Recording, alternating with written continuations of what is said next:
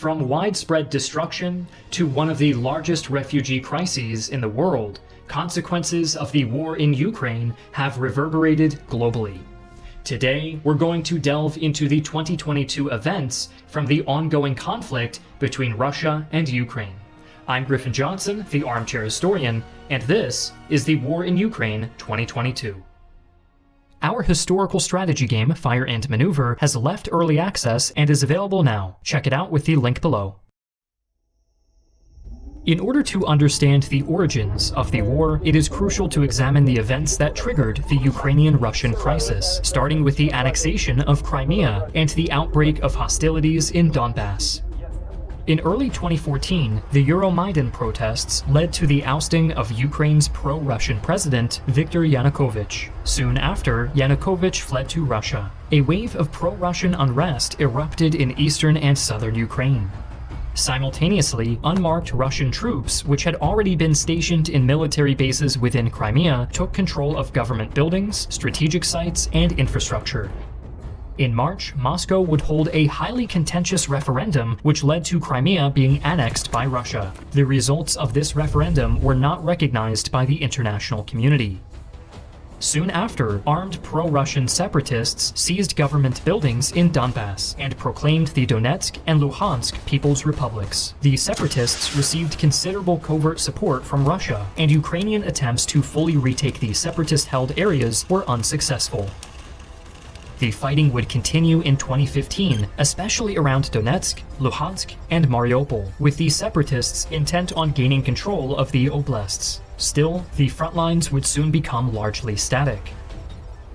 As a result, in February 2015, Russia and Ukraine signed the Minsk II agreements in a bid to end the conflict, although the agreements were never fully implemented. The Donbass war settled into a violent but effectively frozen conflict, with many brief ceasefires, no lasting peace, and few changes in territorial control. A major escalation would happen 3 years later, as the Russian Coast Guard fired upon and captured 3 Ukrainian Navy vessels after they attempted to transit from the Black Sea into the Sea of Azov. The Kerch Strait incident flared up tensions, and martial law was briefly declared by Ukraine in fears that a full-scale war would soon break out between the two countries, but new conflict did not come. Nevertheless, as soon as Crimea was annexed, Moscow had begun to integrate the regions under their control, issuing hundreds of thousands of Russian passports to Ukrainian citizens.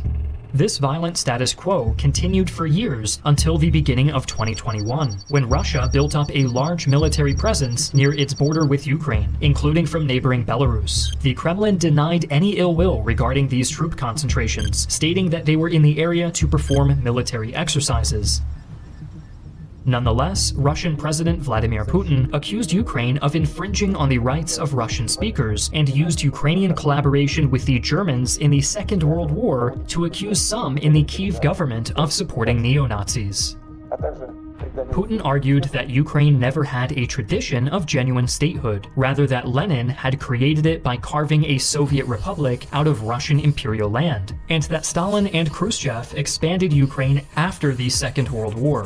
Putin continued to criticize the enlargement of NATO publicly and demanded that Ukraine be barred from ever joining. Alongside this, he also demanded the removal of multinational forces stationed in NATO's Eastern European member states. These demands were rejected by NATO, and Ukraine, under US influence, continues to seek more integration with the West.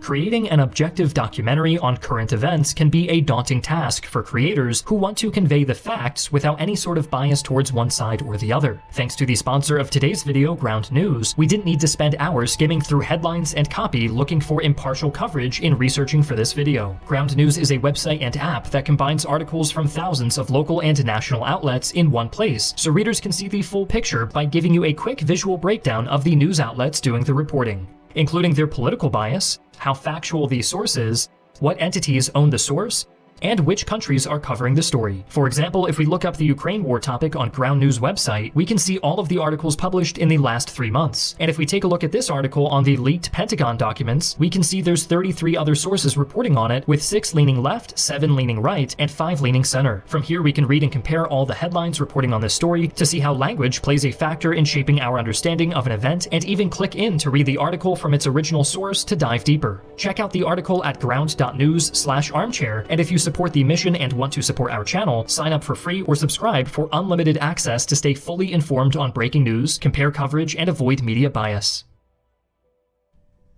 On February 21st, Putin announced that the Russian government would diplomatically recognize the Donetsk and Luhansk People's Republics. The same evening, Putin directed that Russian troops deploy into Donbass, in what Russia referred to as a peacekeeping mission. In response, Ukrainian President Volodymyr Zelensky ordered a 30-day nationwide state of emergency and the mobilization of all reservists. On the morning of February 24th, Putin announced a special military operation to demilitarize and denazify Ukraine. Minutes later, air and missile strikes were conducted across the country. This was followed shortly thereafter by a large ground invasion along multiple fronts.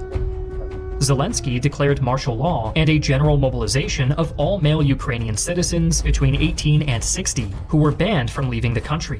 Russian attacks were initially launched on a northern front from Belarus toward Kyiv, a northeastern front toward Kharkiv, a southern front from Crimea, and a southeastern front from Donbass.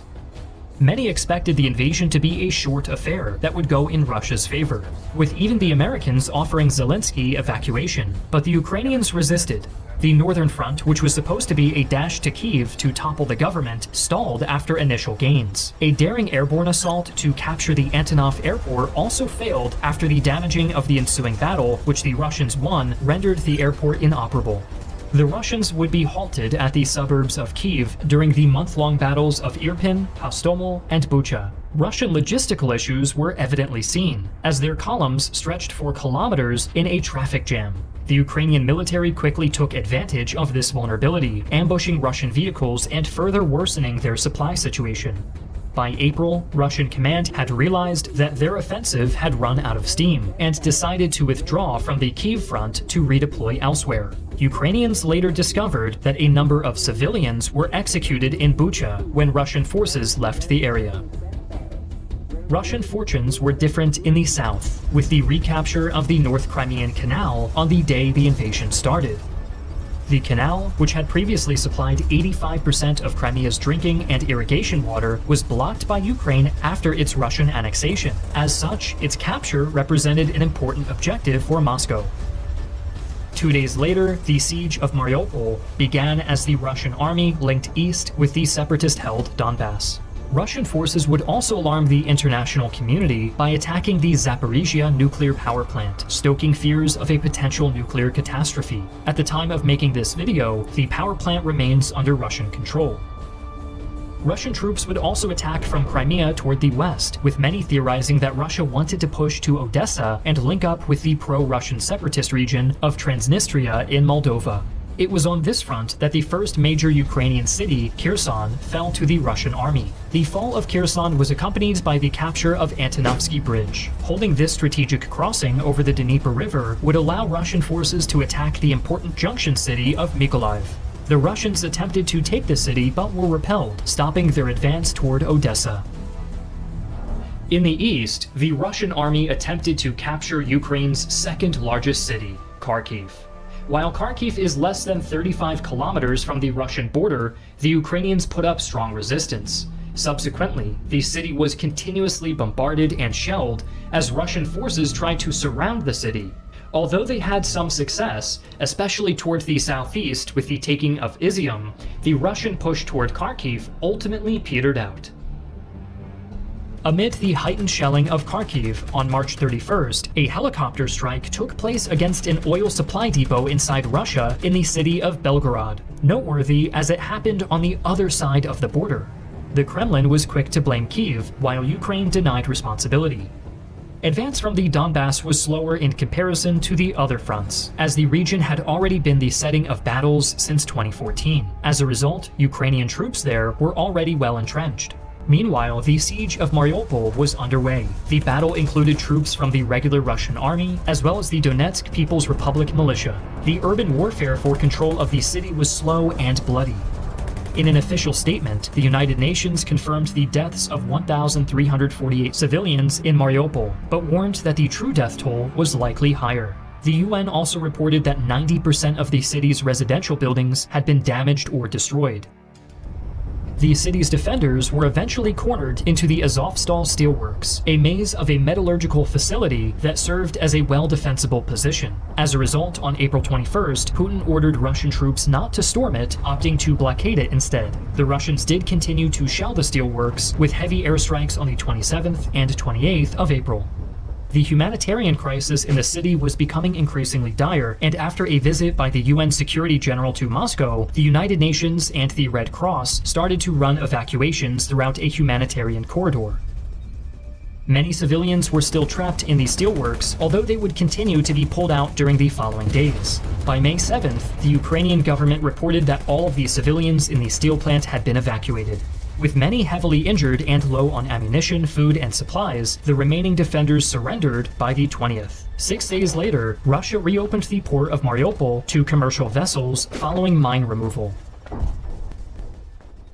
With Ukraine being a major producer of wheat, the taking, blockading, and mining of its Black Sea ports had serious global repercussions, with increased wheat prices and the threat of famine, especially in the Middle East.